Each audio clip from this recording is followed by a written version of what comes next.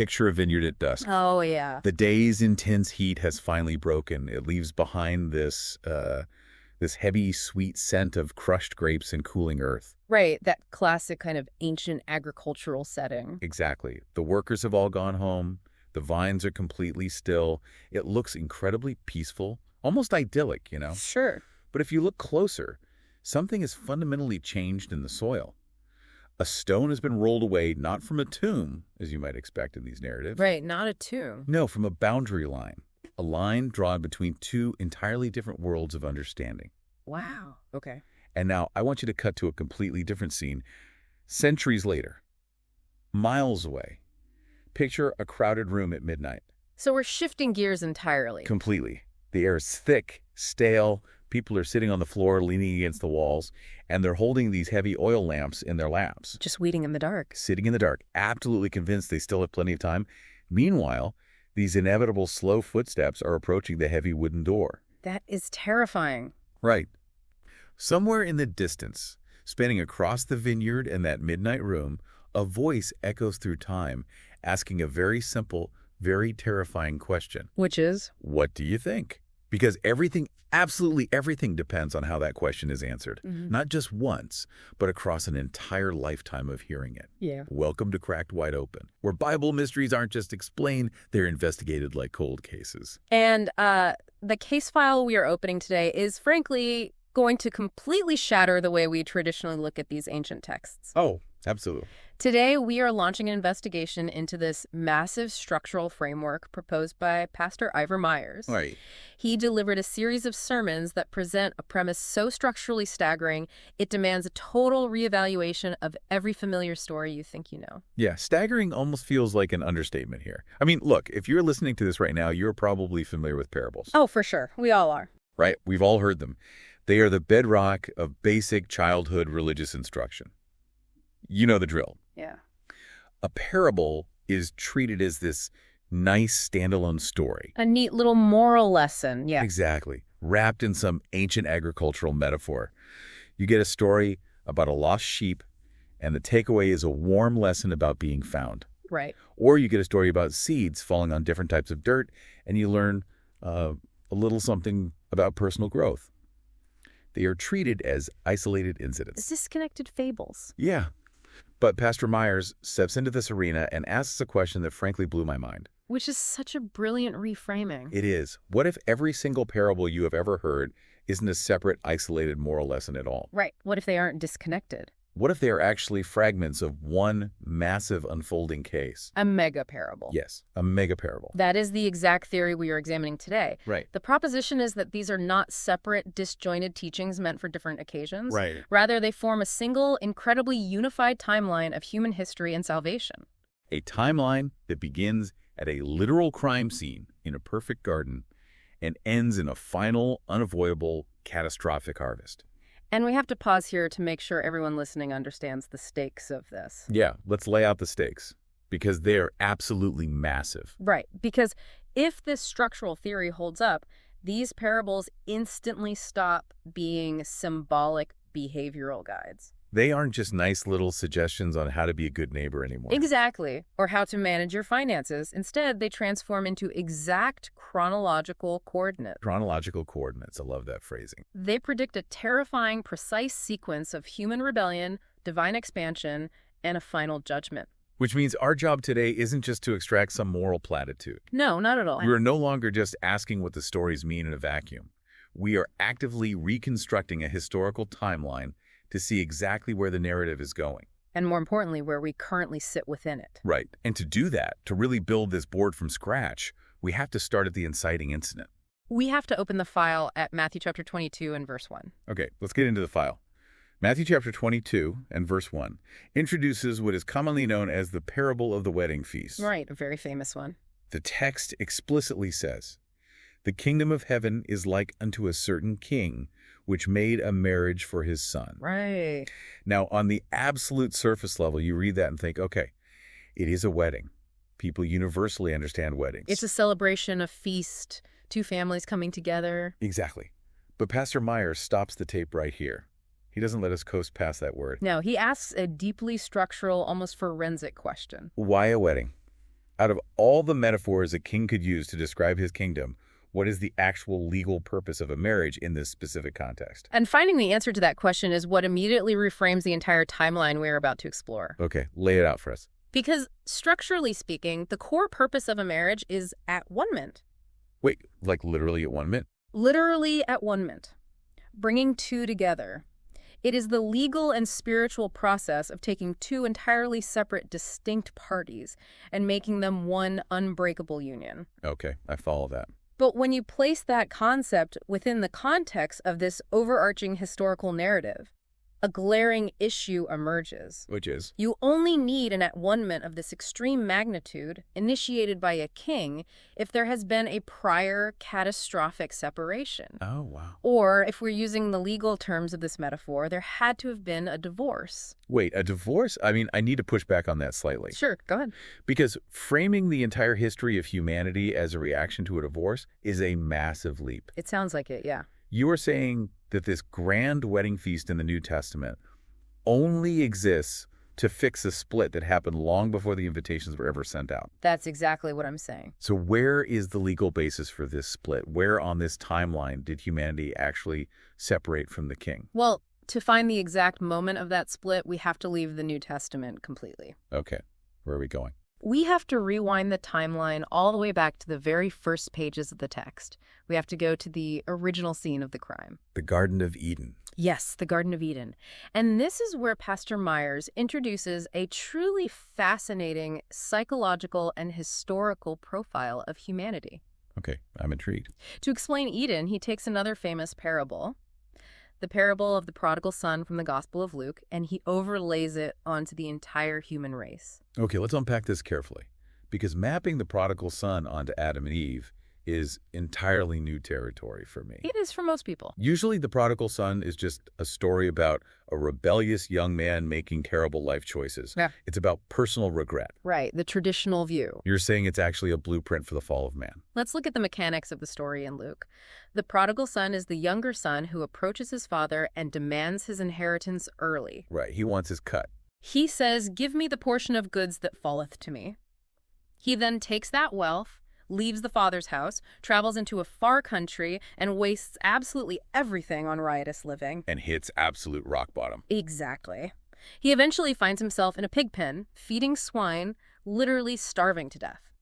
Myers argues that humanity itself is the original prodigal son. Oh, I see where he's going with this. We are the youngest entity of creation, the final beings formed, and we acted out this exact sequence. When you really think about the psychological weight of the younger son's demand, it is chilling. It really is. In that specific ancient cultural context, walking up to your father while he is still perfectly healthy and alive and demanding your share of the estate. It's an insult. It's more than an insult. You aren't just asking for money. You are looking him dead in the eye and saying, "I wish you were dead." Right. You are only useful to me for what you can provide. I want your stuff, but I do not want you. It is an act of total severance. Yes, and Myers is saying that this identical psychological break is exactly what happened in Genesis. In the garden. Exactly. Adam and Eve were in the garden, surrounded by the Father's wealth, and by taking the fruit, they were essentially saying, "Give me what belongs to me." Wow. They wanted the knowledge, the independence, the power, but they wanted it without the Father. It was the ultimate systemic rebellion. It was. And the wages of that specific type of sin, that specific severance from the source of life, is death. Because they cut themselves off from the life source. By demanding total independence from the very entity that was sustaining their existence, they plunged themselves headfirst into ruin. Like the prodigal in the pig pen. Yes. And the text in Genesis shows the immediate aftermath. As soon as Adam and Eve sinned, what did they do? They hid? They hid themselves from the presence of the Lord God amongst the trees of the garden. Their iniquity literally separated them from God. Okay, so that hiding, Yeah. that physical and spiritual withdrawal. That is the divorce. Wow. That is the original separation that fundamentally necessitates the future wedding feast. Okay, so we have the inciting incident locked in. Humanity is hiding in the dirt of the garden. Right. They are naked, they are suddenly hyper-aware of their vulnerability, they are deeply ashamed, and they are completely separated from the king. The timeline has officially started. The crime has been committed. And this brings us to what I consider the very first piece of physical evidence in our entire case file. Let's hear it. If you turn to Genesis chapter 3 and verse 21, something profound happens. God makes coats of skins, and he uses them to clothe Adam and Eve. Which means an animal had to die. Right. In order to cover the overwhelming shame and the newly discovered agonizing nakedness of humanity, innocent blood had to be shed in that garden. Death entered the timeline.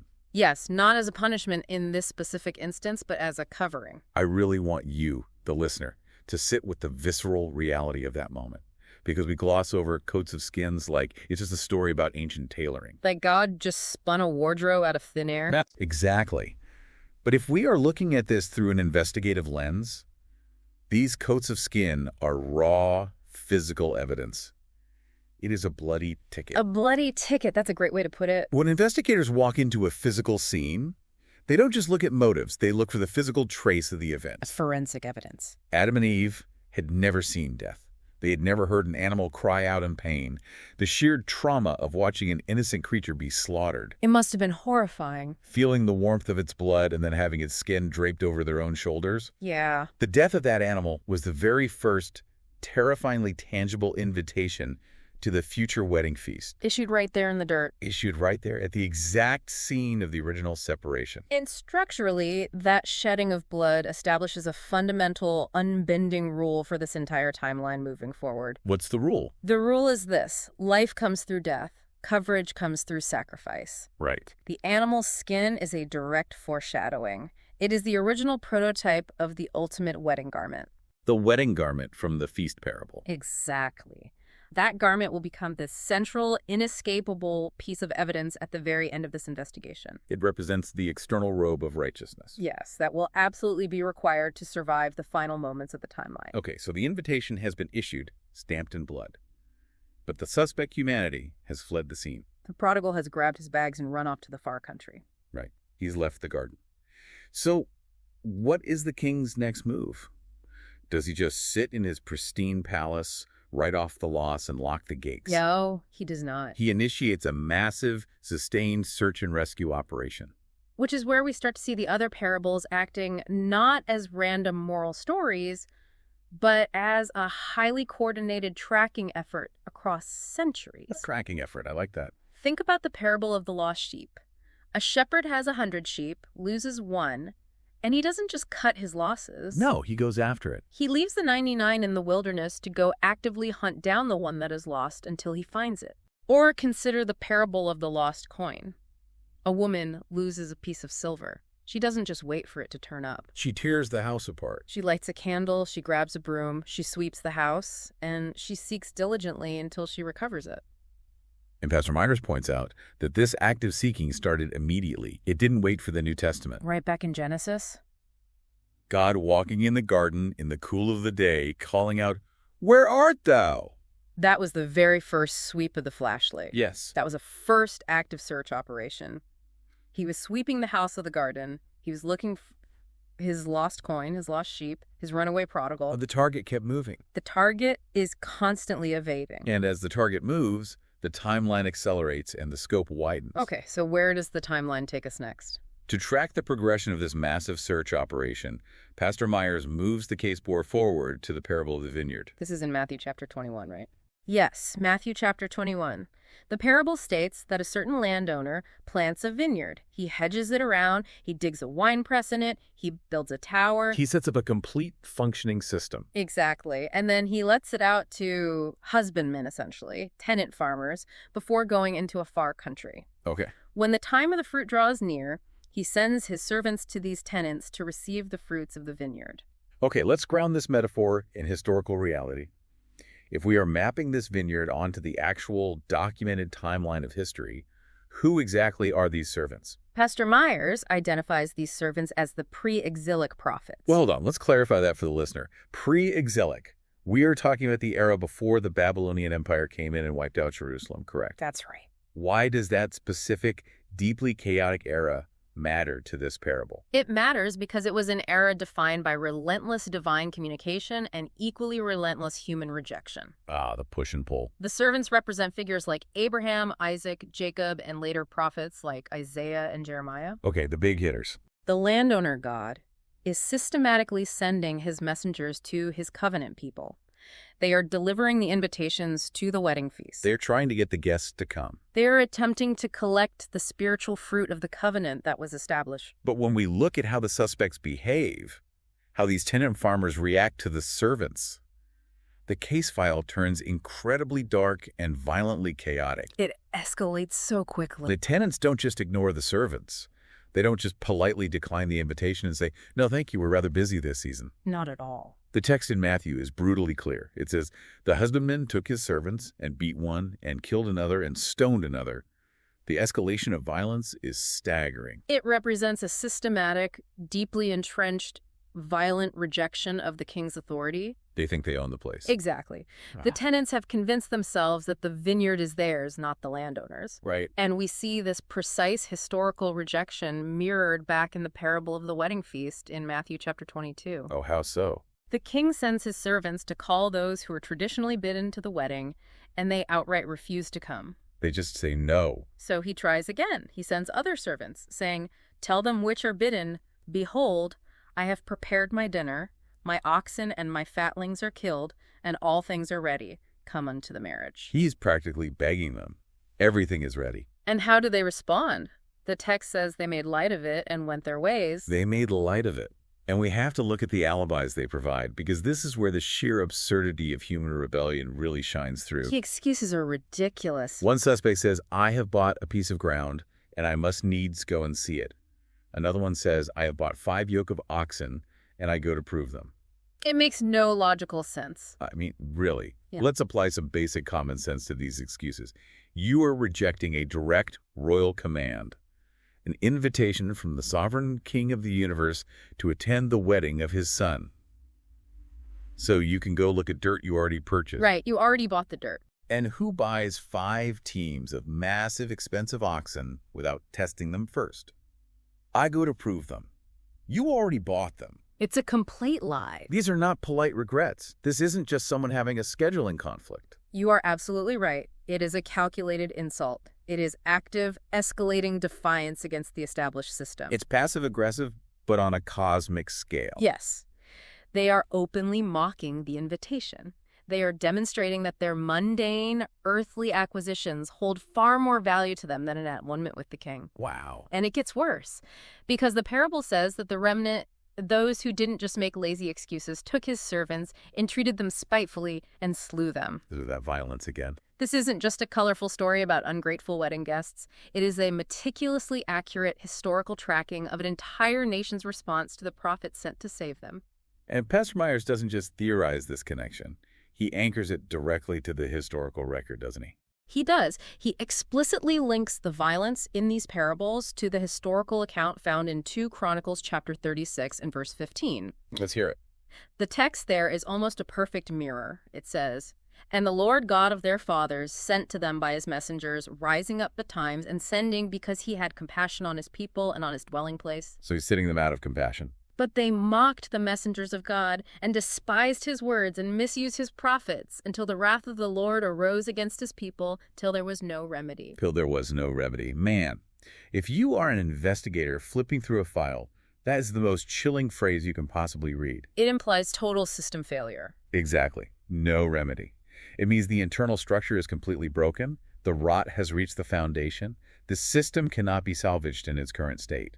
The timeline reveals a deeply tragic dual-track narrative. Okay, track 1. Track 1 is the creator continually, relentlessly reaching out, driven by compassion, sending servant after servant, generation after generation. And track 2. Track 2 is the invited guests, the tenants of the vineyard, responding with increasing violence, mockery, and entrenchment. It's just constant rejection. And this escalating defiance eventually necessitates a massive, catastrophic historical consequence. Because there was no remedy. Right. Because there was no remedy, the system had to be dismantled temporarily. The Babylonian captivity wasn't just a random political defeat. It was the inevitable collapse of a system that violently rejected its own cure. But the timeline doesn't end in Babylon. The king isn't done. No, he has one final card to play. The landowner has one final, unprecedented move. And this brings us to the absolute turning point of our entire investigation. This is where everything shifts. The moment where the entire legal framework of the case shifts. We have reached the point of the victim outside the gate. Let's go back to the parable of the vineyard. The landowner has sent multiple waves of servants. And they've all been attacked. They have all been systematically beaten, stoned, or killed. He has exhausted the conventional chain of command. Finally, he has one last option. He sends unto them his own son. Yes. And his reasoning is profoundly heartbreaking. He says, "They will reverence my son." They will respect my son. It is the logical assumption of a civilized society. You would think so. You might beat the courier, but surely you will not strike the heir to the throne. But the parable reveals the utter depravity that has taken hold of the tenants. When the husbandmen saw the son, they didn't see an opportunity for reconciliation. What did they see? They saw an opportunity for theft. They said among themselves, "This is the heir. Come, let us kill him and let us seize on his inheritance." That is just wow. They want the vineyard without the landowner. So they caught him and they cast him out of the vineyard and they slew him. They cast him outside the vineyard. I want you, the listener, to circle that word in your mind. Outside. It's a crucial detail. That specific detail keeps flashing like a neon light across this entire case file. Because in legal terms, in the structural language of ancient Israel, being cast outside implies a complete, humiliating exclusion from the system. You are ritually impure. You are cut off. It means you are cursed. You are thrown onto the ash heap of society. And to fully grasp the immense theological weight of being cast outside, Pastor Myers introduces his most controversial and frankly most brilliant reconstruction of the timeline. Okay, buckle up for this one. To explain what happens to the son, he pulls a parable that almost no one connects to this event.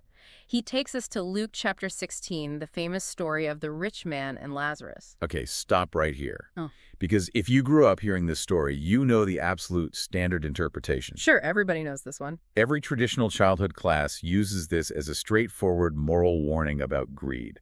Don't be the arrogant rich man who ignores the starving poor beggar at your front gate, or you will end up in eternal torment. Right, the classic cautionary tale. It is framed as a simple cautionary tale about the dangers of wealth and the requirement of charity. Are you telling me that Pastor Myers completely upends that? He doesn't just upend it, he recontextualizes it entirely. He refuses to treat it as a standalone moral reversal story. So what is it? He treats it as another crucial layer, another camera angle, in this exact same unfolding structural timeline. Okay. In Myers' framework, Lazarus isn't just a generic poor man used to teach a lesson on giving.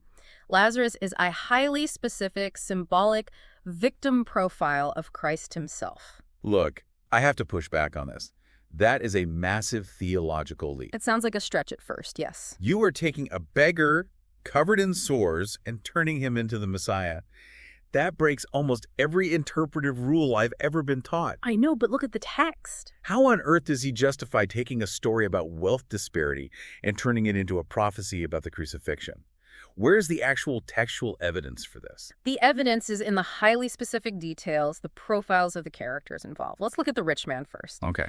The text says he was clothed in purple and fine linen and fared sumptuously every day. In the context of first century Israel, who wears purple and fine linen? The priesthood. Exactly, the religious elite, the people who possessed the temple, the law, the covenants, the system. Oh, I see. They were spiritually rich, increased with goods, and believed they had need of nothing. Okay, so the rich man represents the internal religious system that has hoarded the wealth of the kingdom. I can track with that. But Lazarus. Look at the profile of Lazarus. He is laid at the gate of the rich man. He is covered in sores. He is desiring to be fed with the crumbs which fell from the rich man's table. He's completely destitute. And the dogs, which in the cultural vernacular of the time represented the Gentiles, the outsiders, came and licked his sores. The dogs are the only ones showing him any attention. Right. Lazarus is the ultimate picture of someone who is despised, rejected, and treated with absolute contempt by the internal religious system.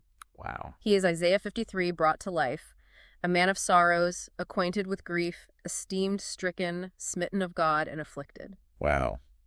Okay, when you lay it out like that, the parallels are striking. The internal system steps right over him. Just like they did to the son. They don't recognize his value. They just see a nuisance at their gate. But the absolute clincher is what happens when he dies. The text in Luke says the beggar died and was carried by the angels into Abraham's bosom. Okay, and where did he die? He dies outside the gate of the rich man's house. He is never allowed inside. Just like the son of the vineyard. The tenants caught the heir and cast him outside the vineyard and slew him. Precisely. The historical and geographical alignment is exact. When you look at the actual historical event of the crucifixion, Jesus was literally crucified outside the gates of Jerusalem. That's a historical fact, yeah. Hebrews chapter 13 and verse 12 explicitly confirms this. Wherefore Jesus also, that he might sanctify the people with his own blood, suffered without the gate. Outside the gate. He was discarded by the wealthy religious sister, treated as a common criminal, as an outcast, and upon his death outside that gate, he ascended to the Father, just as Lazarus was carried by the angels to Abraham's bosom. That is genuinely staggering. So across this case board, we have three separate parables, three completely different metaphors that are all triangulating the exact same historical event. Yes, all pointing to the exact same moment. You have the son rejected and murdered by the tenants in the vineyard. Yeah. You have the despised beggar dying outside the gate of the rich man. And there's a third piece of evidence Myers brings in to solidify this, isn't there? The biological mechanism of the seed. Yes, and this is where we understand the why of the event, not just the what. He brings in John chapter 12 and verse 24. Which says, Verily, verily, I say unto you, except a corn of wheat fall into the ground and die, it abideth alone. But if it die, it bringeth forth much fruit. Much fruit. This specific verse explains the absolute structural necessity of the son's death. The structural necessity. Let's dig into that because it's a vital point. Meaning, the murder of the son outside the gates wasn't a tragic accident. It wasn't plan B. Right. It wasn't a failure of the landowner's plan. Yeah. It wasn't a situation where the timeline derailed and God had to scramble to fix it. Exactly the opposite. In this unified framework, death is not an interruption of the master plan. It is the fundamental mechanism of multiplication. Like the seed. Think about the biology of a seed. If you leave a kernel of wheat on a shelf, it remains a single, solitary kernel forever. It just sits there. It has potential, but no power. The only way it multiplies is if it is buried in the dirt. It has to endure the dark. Its outer shell has to completely break apart and die. By the religious system violently rejecting the son, by casting him outside the gate to die, the internal system thought they were preserving their own power. They thought they won. They thought they were stopping the movement. Mm-hmm. But in reality, their violence is what broke the shell of the seed. They buried him in the ground. Yes. It looks dark. It looks like defeat. It looks like the story is over. But that specific death is exactly what is required to produce the next explosive phase of the timeline. Which brings us to the inevitable consequence of that death. Because the internal system, the original invited guests, the arrogant tenants of the vineyard, the wealthy elite clothed in purple. The ones who refused the invitation. Yeah. Because they violently rejected the invitation and murdered the son, the timeline shifts gears with violent force. We enter what Pastor Myers brilliantly terms transition language. Transition language. What does that mean practically? The old established boundaries dissolve completely. The velvet ropes come down. Let's look at the parable of the wedding feast again. The master is rightfully angry. Of course he is. He tells his servants, "The wedding is ready, but they which were bidden were not worthy." The original guest list has proven entirely hostile. So what does he do? Does he just cancel the party? Does he fold up the tables and send the caterers home? No. He issues a brand new, highly radical directive. In Luke chapter 14. Yes, the master of the house says, "Go out quickly into the streets and lanes of the city and bring in hither the poor and the maimed and the halt and the blind." And when the servant says, "Lord, it is done as thou hast commanded, and yet there is room," the Lord says, "Go out into the highways and hedges and compel them to come in, that my house may be filled." It's like an exclusive ultra VIP club where the bouncers and the original hand-picked guest list actively conspired to murder the club owner's son. It's unthinkable betrayal. So how does the owner respond to that betrayal? He doesn't just hire new bouncers. He walks out front, tears down the velvet ropes, unhinges the doors, and screams into the streets for everyone to come inside. Everyone. The homeless, the broken, the people sleeping in the alleys to come inside and take the VIP tables. Every single act of violent resistance by the original system triggers a massive, unstoppable expansion of grace. The gospel historically goes to the Gentiles. The invitation suddenly goes global. But here's a critical structural issue. This sudden, massive expansion requires a completely new containment system. And Pastor Myers connects this expansion to the incredibly insightful parables found in Luke chapter 5. The new wine in old bottles. Specifically, the teachings about new wine and old bottles. Jesus tells them, "And no man putteth new wine into old bottles, else the new wine will burst the bottles and be spilled, and the bottles shall perish. But new wine must be put into new bottles, and both are preserved." Why couldn't the old system just adapt? Why couldn't they just let the Gentiles into the existing structure? Because the old religious structure that had just rejected and murdered the Son was fundamentally too rigid. It was too brittle. Exactly. It was built on exclusivity, ethnic lineage, and strict ritual purity. You cannot take a global influx of the poor, the maimed, the halt, and the blind. People considered ritually unclean by the elite. Right, and shove them into a system designed to keep them out. The sheer volume and explosive fermenting power of this new grace would literally shatter the old, brittle religious framework. The old bottle would burst. And we see this exact systemic failure, this inability of the old system to handle the reality of a broken world, illustrated perfectly in the parable of the Good Samaritan in Luke chapter 10. Exactly. Let's look at the mechanics of that story. A certain man goes down from Jerusalem to Jericho, falls among thieves, is stripped, violently beaten, and left half dead on the side of the road. A completely broken victim.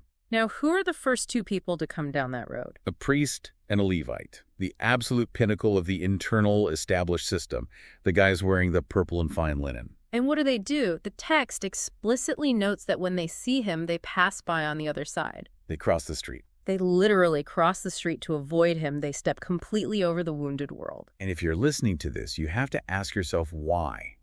Why do the so-called holy men ignore the bleeding man?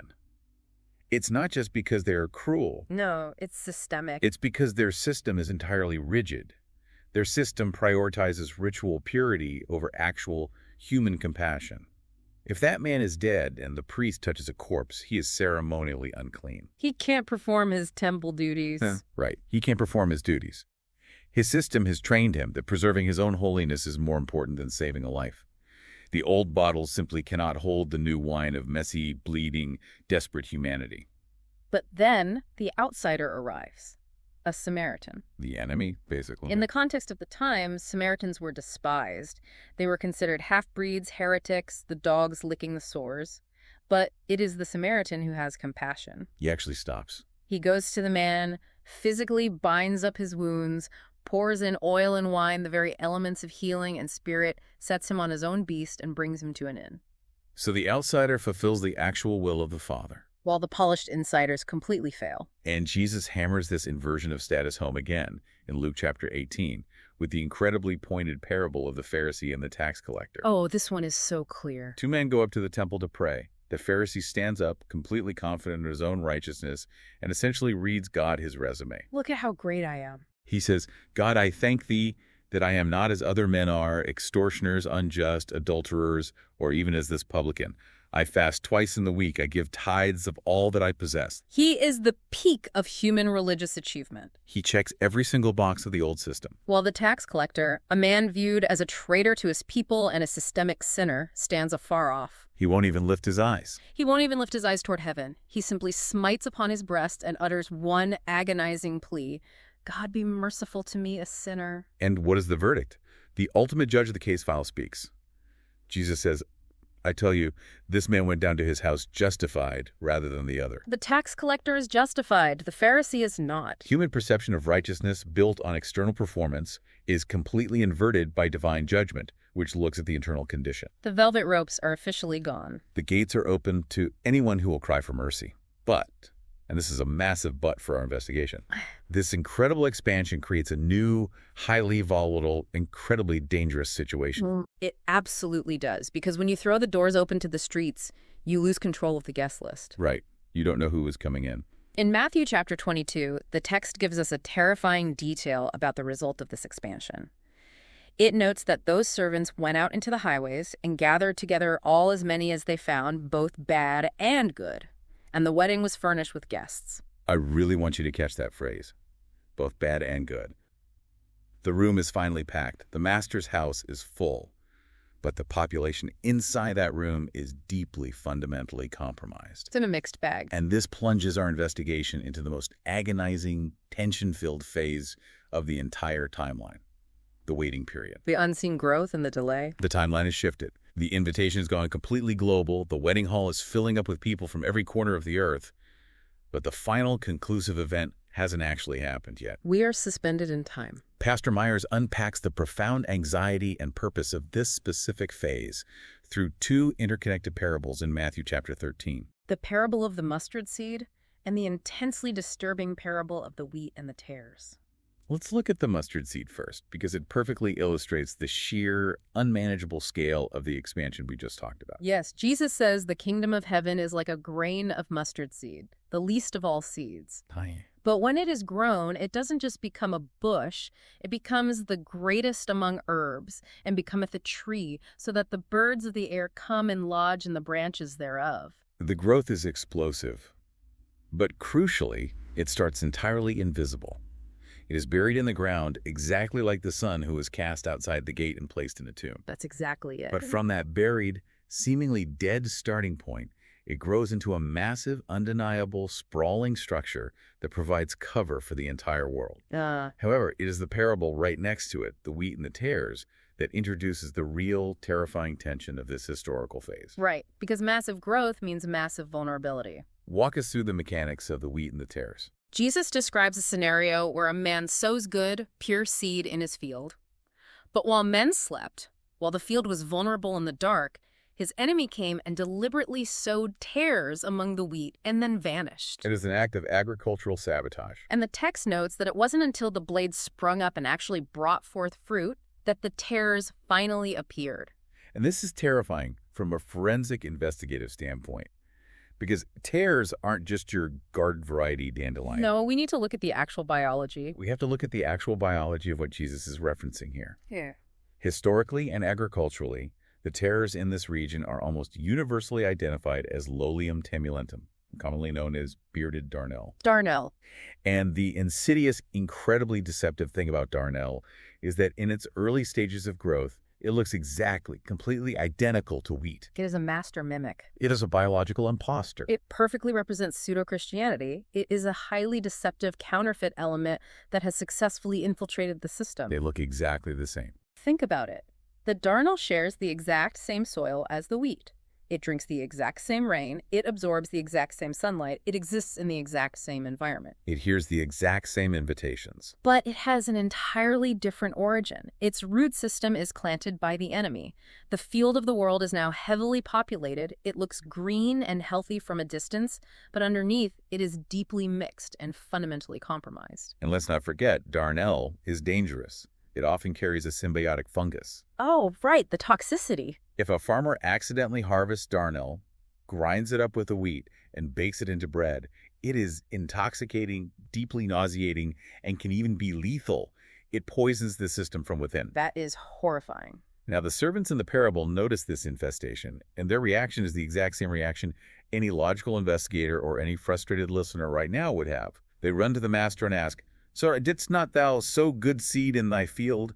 From whence then hath it tares?" And when the master calmly replies that an enemy hath done this, the servants ask the most logical, urgent question possible. "Wilt thou then that we go and gather them up?" Should we pull them out? Should we purify the field right now? Should we launch an inquisition and rip out every single weed? And I want to pose this exact question to you, the listener. Put yourself in the shoes of law enforcement, or a judge, or even just a backyard gardener. Yeah, think about what you would do. If you know for an absolute fact that a toxic suspect is hiding in plain sight within your house, if you know the system is currently compromised, why on earth would you delay the arrest? Why let the poisonous weeds continue to grow? Why not pull them up immediately, purge the field, and save the wheat? It seems reckless to wait. The master's answer reveals the profound, almost painful logic of this necessary waiting period. What does he say? He tells the panicked servants, "Nay, lest while ye gather up the tares, ye root up also the wheat with them. Let both grow together until the harvest." Let them grow together. The delay isn't a mistake. The delay is fiercely intentional. But why? Because of the root system. Time itself is the ultimate investigative tool. I love that. Time is a tool. You see, beneath the surface of the soil, the roots of the darnel literally wrap around and interlock with the roots of the wheat. Because they mimic the wheat so perfectly in the early stages, an early, aggressive intervention by the servants would cause catastrophic collateral damage. You destroy the good with the bad. If you violently rip out a tear, you are going to destroy 3 stalks of healthy wheat that are tangled up with it. The delay is not an accident. It is the test itself. You cannot definitively, safely tell the difference between the wheat and the tares until they reach full, undeniable maturity. Time is doing the revealing. Exactly. Time is doing the revealing. At the very end, at the harvest, the biological truth is finally exposed. The head of the authentic wheat grows heavy with grain, and it bows down toward the earth in humility. It bows down.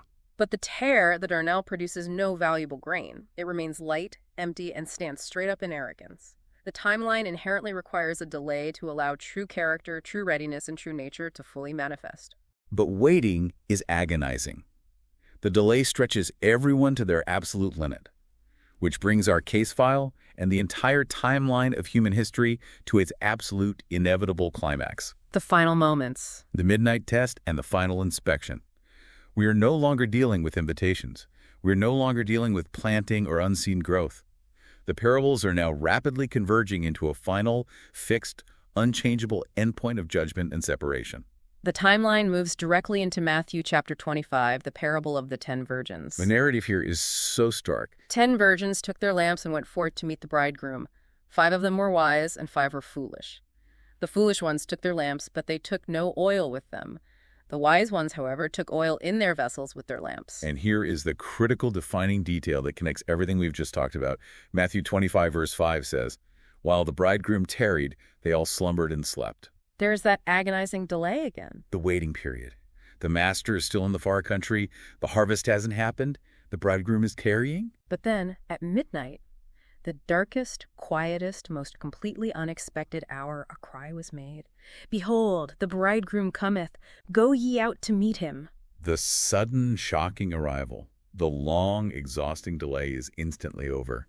And this is the exact moment where the difference between the wheat and the tares, the wise and the foolish, is violently and permanently exposed. Everyone wakes up. The text says all those virgins arose. They all wake up. They'll trim their lamps. But the foolish suddenly realize a terrifying truth. Our lamps are gone out. Yes, our lamps are gone out.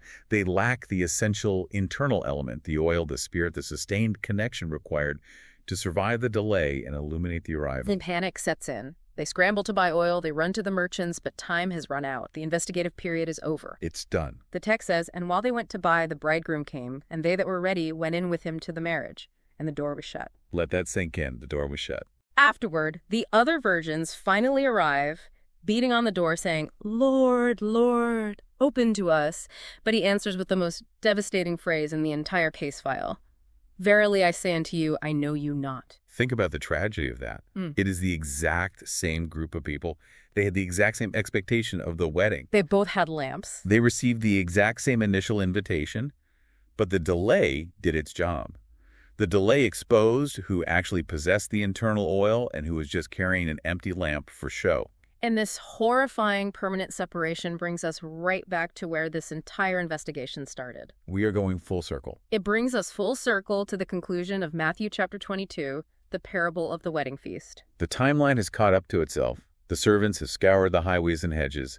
The bad and the good have been gathered from the streets. The wedding hall is packed, the tables are full, the guests are seated. But the event is not over. The true climax is yet to come. Because before the feast begins, the king finally comes in to physically inspect the guests. The inspection. This isn't just a friendly host greeting his buddies and pouring drinks. This is a forensic review. And Pastor Myers links this terrifying moment of inspection directly to the massive apocalyptic judgment scene described in Daniel chapter 7 and verse 9. Yes. In the book of Daniel, the prophet describes a vision of the ultimate courtroom. We read, "I beheld till the thrones were cast down, and the Ancient of Days did sit, whose garment was white as snow, and the hair of his head like the pure wool. His throne was like the fiery flame. The judgment was set, and the books were opened." The books were opened. The king coming into the wedding hall to see the guests in Matthew 22 is the exact same cosmic event as the Ancient of Days taking his seat for the final judgment in Daniel 7. So the king walks slowly through the crowded, brilliant hall. He is inspecting the field at full maturity. He is looking closely at the wheat and the tares. He's looking for the oil. And he spots a man, The text is so specific. It says, "And when the king came in to see the guests, he saw there a man which had not on a wedding garment." The king stops. He approaches this individual and asks a piercing question. "Friend, how camest thou in hither not having a wedding garment?" And what is the man's response? What is his brilliant alibi? The text says, "And he was speechless." Speechless. He has absolutely nothing to say. There is no glib excuse about buying 5 yoke of oxen. There's no story about needing to go inspect a piece of ground. There is no justification about how hard the delay was. In the blinding light of the final divine inspection, the silence of humanity is deafening. Because the evidence against him is absolute and irrefutable. He is caught in his own clothes, and the king immediately commands his servants, "Bind him hand and foot and take him away, and cast him into outer darkness. There shall be weeping and gnashing of teeth." This is the ultimate heartbreaking twist in the entire case. Really think about the tragedy of this man's position. He made it inside the doors. He was in the hall. He wasn't out in the fields mocking the servants. He answered the invitation from the highways. He was sitting inside the illuminated, joyous hall.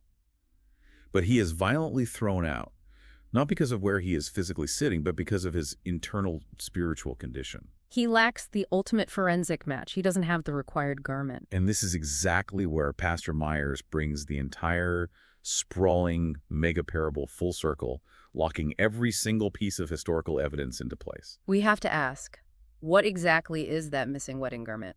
What is it? To answer that, we have to look back across the entire timeline we just constructed. That garment is the coat of skins from Genesis chapter 3 and verse 21. The animal that died in the garden. It is the robe of honor given to the prodigal son upon his desperate return from the pig pen. It is the perfect, unblemished righteousness provided by the violent sacrifice of the son who was cast outside the vineyard and crucified outside the gate.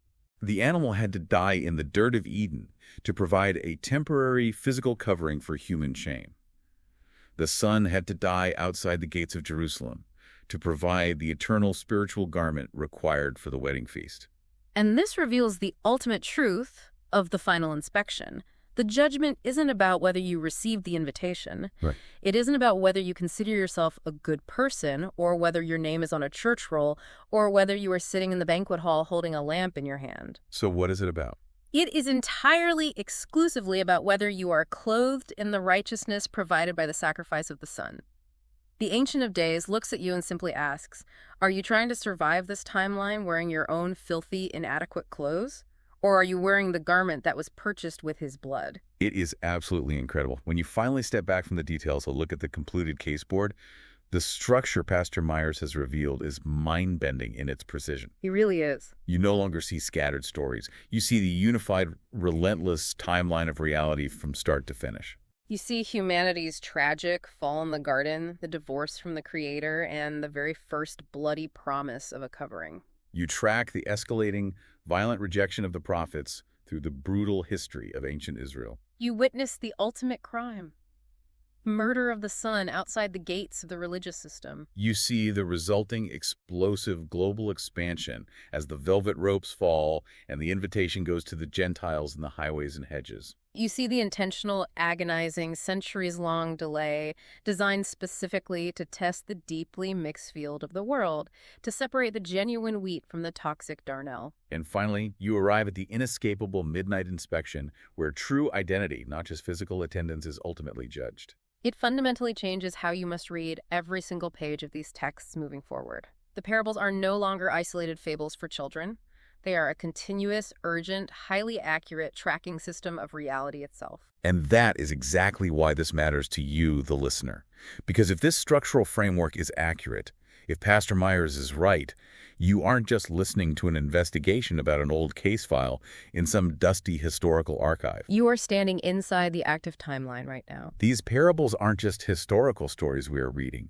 They are living prophecies that are actively reading us. We are somewhere on that board. We are living deep in the delay. We are standing in the deeply mixed field, surrounded by wheat and tares, waiting for the midnight cry. Exactly. So I want to leave you with a final, deeply unsettling thought to mull over as we close this file today. What is it? If this entire mega parable is a single, unbroken timeline leading directly to a midnight inspection, What if the frustrating delay you feel in your own life right now? The waiting, the silence from heaven. The feeling that absolutely nothing is happening and justice is asleep. What if that isn't empty, wasted time at all? What if the delay is the exact intentional mechanism being used right now to test how much oil you really have? What an incredible, sobering question. When the midnight footsteps finally reach the door, what will the long delay have revealed about your true readiness? We will leave you with that. Until next time, keep examining the evidence, because the case is never really closed until the final verdict is read. That ultimately forces you to investigate yourself. If this investigation stirred something in you, there's much more to uncover.